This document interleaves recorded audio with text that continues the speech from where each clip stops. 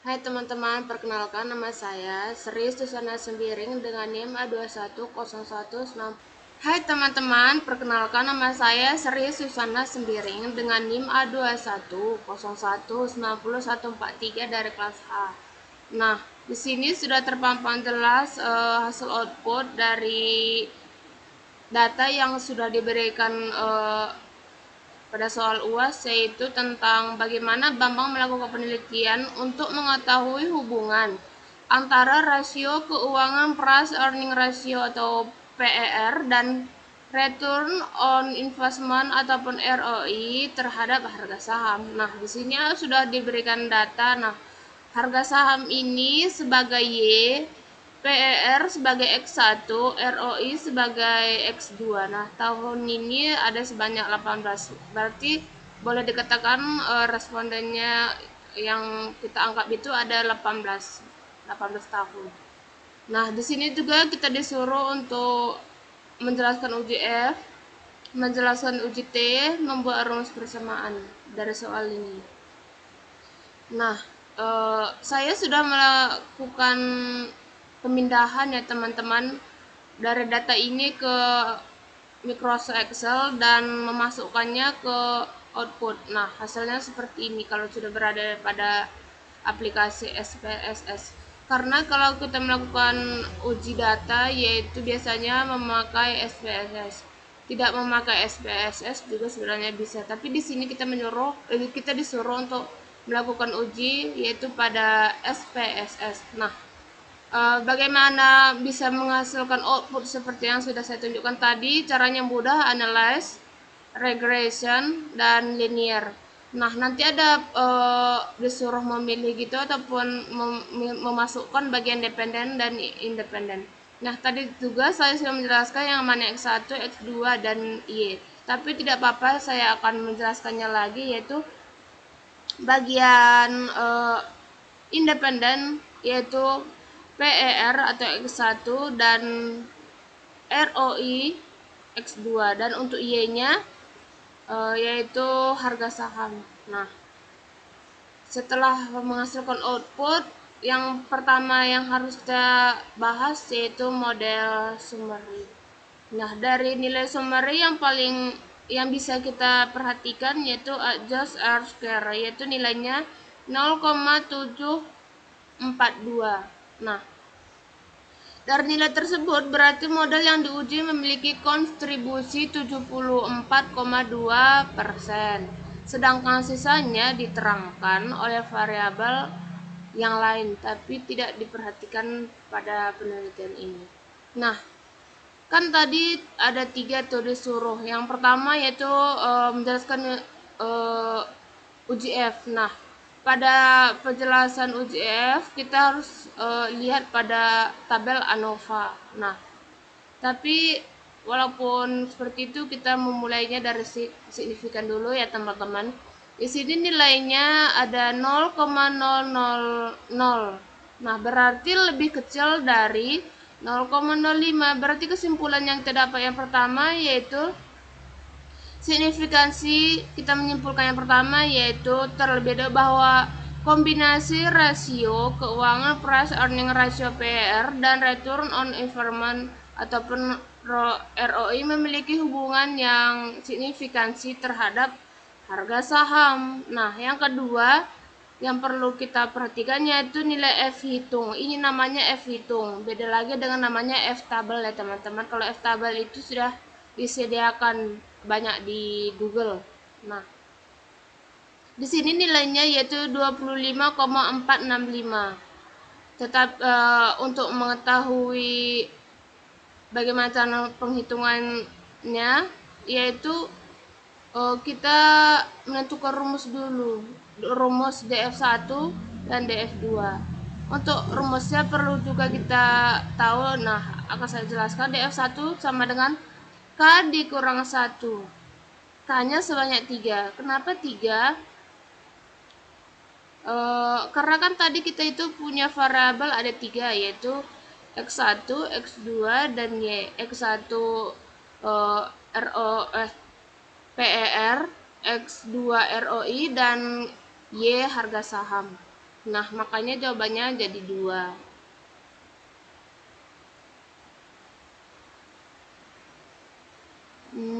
Jadi untuk DF2 N dikurang K, yaitu N itu didapat dari mana? N itu didapat dari pertama sampai dengan tahun dengan 18. Jadi N-nya ada 18. Dikurang K. K-nya tadi kan ada 3, berarti 18 dikurang 3 sama dengan 15. Nah, kita lihat nilai F tabel. Nilai F tabel, coba kita perhatikan di soal, sepertinya disediakan F tabel.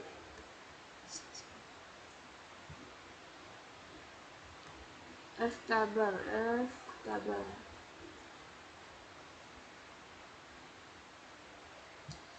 Tadi kita lihat tadi ada 15.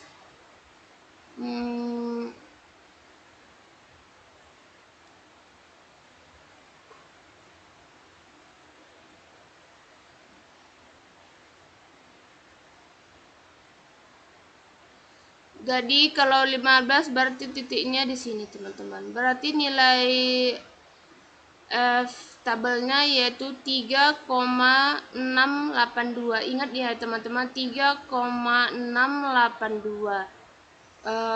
Sedangkan nilai F hitung 25,465. Jadi nilai F hitung lebih besar dari nilai F tabel, dari nilai F tabelnya tadi 3,682. Jadi di sini kesimpulannya H0 ditolak. Maka kesimpulannya untuk lebih rincinya itu kombinasi kedua variabel tersebut, variabel maksudnya PER dan ROI, berpengaruh signifikansi terhadap variabel Y ataupun harga saham. Nah, selanjutnya menjelaskan uji T. Kalau menjelaskan uji T itu menggunakan tabel koefisien. Hasil uji yang dapat kita perhatikan di sini yaitu nilai signifikansi variabel PER yaitu 0,227, berarti di atas 0,05. Yang manakah itu? Yang ini. 0,227 berarti di atas dari 0,05. Jadi kesimpulannya bahwa rasio keuangan price earning ratio PER tidak berpengaruh signifikansi terhadap harga saham. Nah, untuk keputusan yang lainnya juga dapat kita lihat ya, teman-teman. Dari mana? Dari nilai ini, dari nilai T. Dengan cara membandingkan nilai T hitung, ini namanya T hitung dan T tabel. Nilai T hitung adalah sebesar berapa ini, teman-teman? Min 1,259. Sedangkan nilai T tabel harus dari rumus, yaitu DF sama dengan N kurang 2, yaitu 18 dikurang 2. Dari mana 18? Tadi sudah saya jelaskan. Maka hasilnya 16. Maka nilai T tabel menunjukkan 1,74588. Dari mana? Coba kita lihat.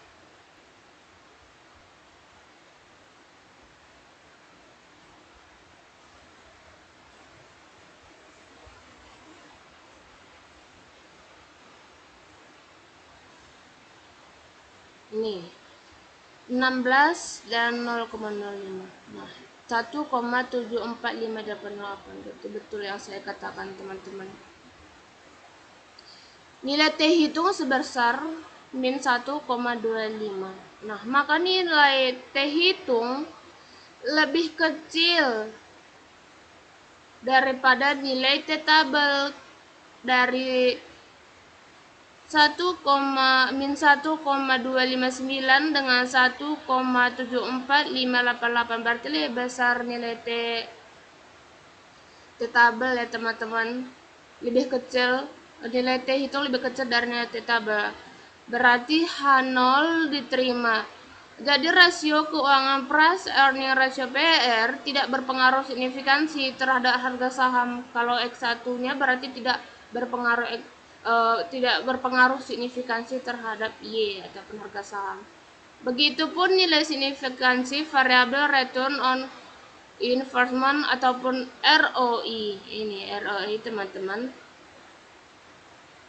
yaitu 0,000, berarti kurang dari 0,05. Jadi kesimpulannya yang pertama kita dapat dari X2 yaitu bahwa return of investment ROI berpengaruh signifikansi terhadap harga saham. Nah, kita juga harus mendapatkan keputusan dari nilai T-nya lagi, kayak seperti X1 tadi. Nah, yang mana kita lihat, kita lihat dulu T hitungnya berapa, yaitu 5,964.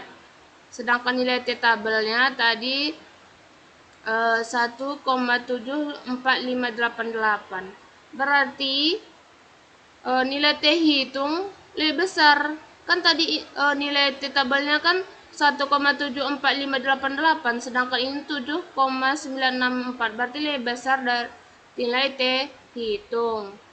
Berarti H0 ditolak. Nah, di sini kesimpulan yang terdapat dari X2 yaitu rasio keuangan price earning ratio PR berpengaruh signifikansi terhadap harga saham. Yang terakhir tadi disuruh adalah membuat rumus persamaan. Untuk mengetahui besarnya berpengaruh atau tidak, maka kita dapat melihat dari standar koefisien beta. Nah, yang ini teman-teman. Untuk variabel PR yaitu min 0,214, sedangkan variabel ROI sebesar 1,012 dan nilai konstan yaitu 4662,491. Berdasarkan hasil tersebut, maka persamaan yang kita dapat yaitu dengan rumusnya dulu, Y sama dengan A ditambah B X1 ditambah B X2.